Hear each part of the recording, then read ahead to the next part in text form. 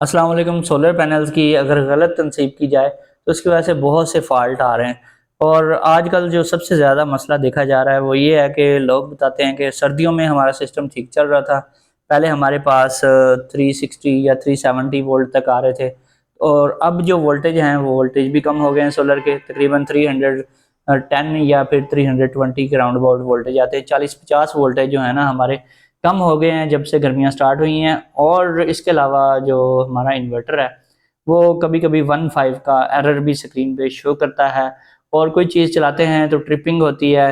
अगर हम फ्रिज चलाएं तो हमारा सिस्टम जो है वो ट्रिप हो जाता है, अगर बगैर बैटरी के चल रहा है ख़ास तौर पे। तो ये इश्यूज़ क्यों आते हैं? 6 पैनल लगा के भी अगर आपकी फ्रिज भी ट्रिप हो जाए तो फिर फ़ायदा कोई नहीं है। कुछ लोग जो है ना वो पानी वाली मोटर चलाते हैं तो उनका ये इशू आता है कि उनका सिस्टम जो है वो बंद हो जाता है और दोबारा से रीस्टार्ट हो जाता है। तो इसकी वजह क्या है? और इसमें कई वजूहत होती हैं। जो सबसे बड़ी वजह है कि अगर आपने सोलर पैनल की फिटिंग सही नहीं करवाई। उसमें फिटिंग में ये होता है, वैसे कई चीज़ें देखी जाती हैं। सबसे जो मेन चीज़ है वो ये है कि आपने साउथ फेस रखना है, यानी कि इनको जनूब की जानिब आपने इनका रुख करके लगाना है। और दूसरी बात जो है वो आपने इसका टिल्ट एंगल भी ठीक रखना है। टिल्ट एंगल भी ठीक होना चाहिए। और टिल्ट एंगल जो है ज़्यादातर फॉल्ट मैंने देखा टिल्ट एंगल का ही निकलता है।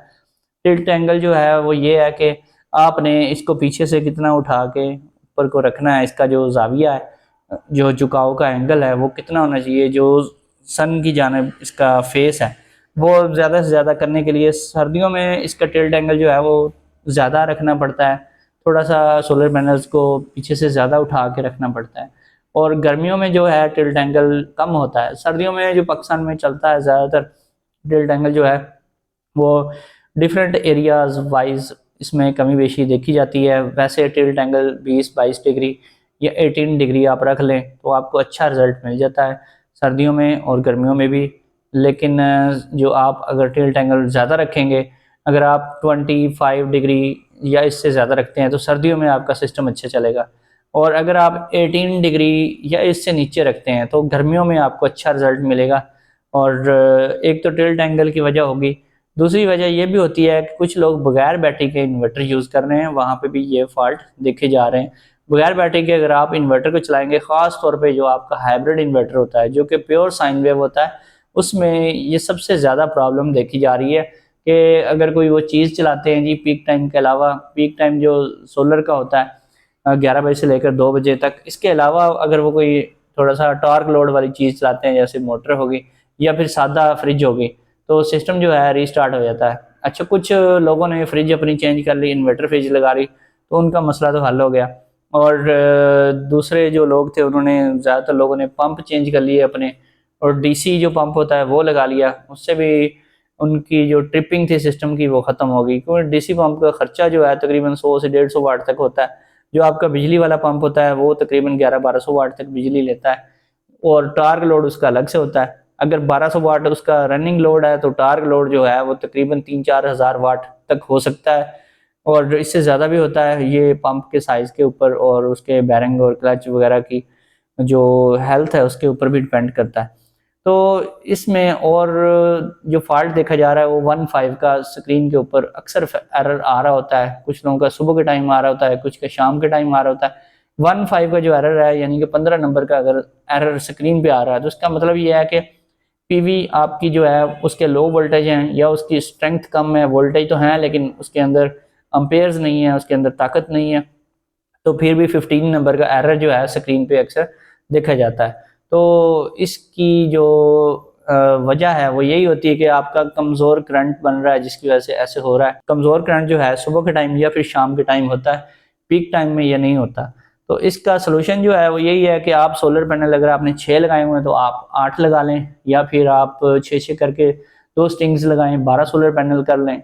तो फिर इस तरह के जो फॉल्ट हैं वो बहुत कम हो जाते हैं। अच्छा, कुछ लोग कहते हैं जी हमारे जो सोलर पैनल हैं वो हमें जाली मिल गए हैं, फेक हैं, या फिर बी ग्रेड सोलर पैनल थे उनके ऊपर स्टिकर लगे हुए थे तो उनकी वजह से ये हो रहा है।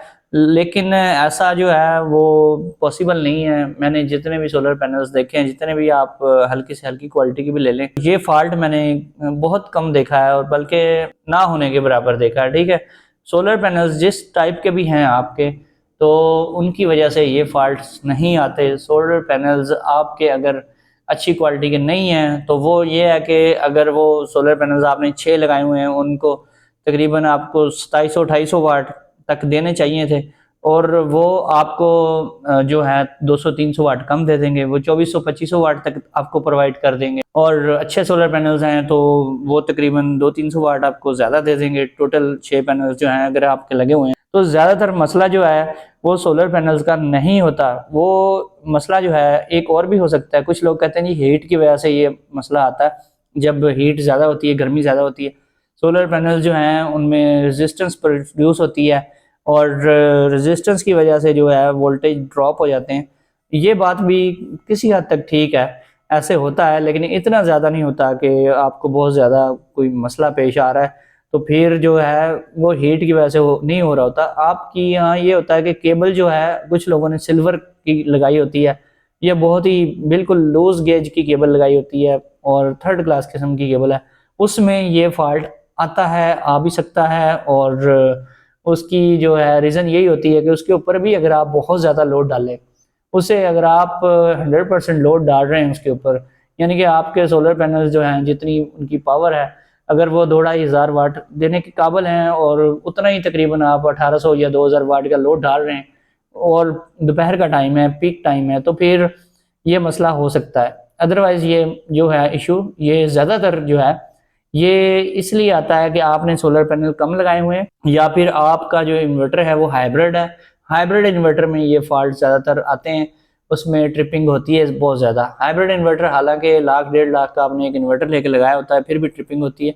और पैरेलल में जो लोग चला रहे हैं उन्हीं जगहों पे अगर वो लोकल इन्वर्टर लगा रहे हैं, लोकल एमपीपीटी जो इन्वर्टर है वो लगा रहे हैं, उनके साथ ये इशू नहीं आता। उनकी मोटर भी सही चलती है, उनकी जो नॉन इन्वर्टर फ्रिज है, सादा फ्रिज है, वो भी सही चलती है, कोई ट्रिपिंग नहीं होती। उसकी रीज़न क्या है कि जो हाइब्रिड इन्वर्टर बनाने वाली कंपनियां हैं, इन्होंने बहुत छोटे छोटे कैपेसिटर, किसी में 2 लगे हुए हैं, किसी में 4 और किसी में 6 लगे हुए हैं, और वो बहुत छोटे कैपेसिटर लगे हुए हैं।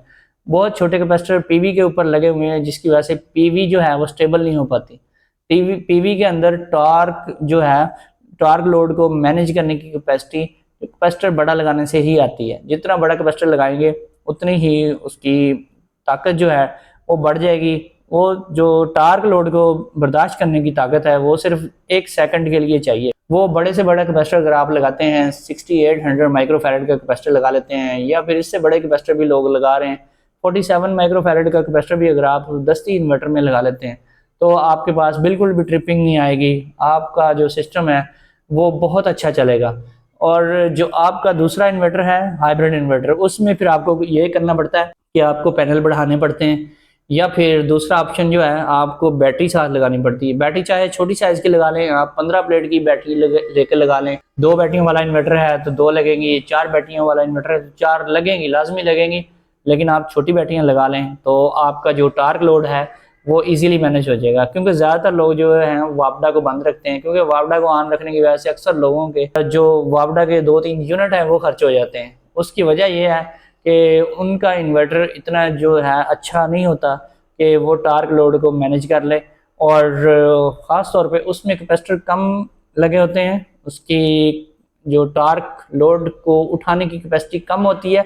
इस वजह से उसको शेयरिंग देनी पड़ती है। शेयरिंग 2 किस्म की होती है, या तो आप बैटरी से दें शेयरिंग, या फिर आपको जो वापडा है वो ऑन रखनी पड़ती है, उससे शेयरिंग ताकि मिलती रहे, तो फिर ये मसला हल हो जाता है। इसके अलावा कुछ लोग क्या करते हैं, बगैर बैटरी के सिस्टम चलाते हैं हाइब्रिड इन्वर्टर, और फिर उसमें नंबर 1 पे SBU रख लेते हैं, यानी कि बैटरी शेयरिंग रख लेते हैं, लेकिन बैटरी साथ लगी नहीं होती, तो फिर भी ये ट्रिपिंग का मसला आता है। अगर आपने बैटरियाँ नहीं लगानी तो वापडा साथ लाजमी दे अपने इन्वर्टर को। या फिर एक और भी है कि पिछली वीडियो में पहले मैंने आपको बताया कि एक कैपेसिटर आप लगा सकते हैं, 6800 माइक्रोफैरड का ले लें, वो आप सोलर PV के ऊपर लगा दें, तो आपका जो इन्वर्टर है हर किस्म के टार्क लोड को ईजिली हैंडल कर लेगा। चाहे आपने कम पैनल भी लगाए हुए हैं, आपके पास टार्क लोड की वजह से ट्रिपिंग का जो इशू आ रहा है वो सही हो जाएगा, उसका कोई मसला नहीं आपको पेश आएगा। और दूसरी बात यह है कि बहुत से लोग समझते हैं कि उनकी सेटिंग का फॉल्ट है।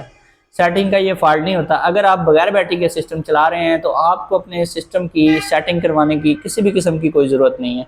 आपने सिर्फ एक सेटिंग उसमें देखनी होती है जो नंबर 1 पे होती है, शेयरिंग वाली सेटिंग होती है, जो आपकी आउटपुट सोर्स प्रायोरिटी की सेटिंग होती है। ठीक है, नंबर 1 में SBU, SUB, SOL वगैरह के ऑप्शन जो आते हैं, सिर्फ ये सेटिंग आपको चेंज करने की ज़रूरत पड़ती है अगर आप विदाउट बैटरी इन्वर्टर को यूज़ कर रहे हैं।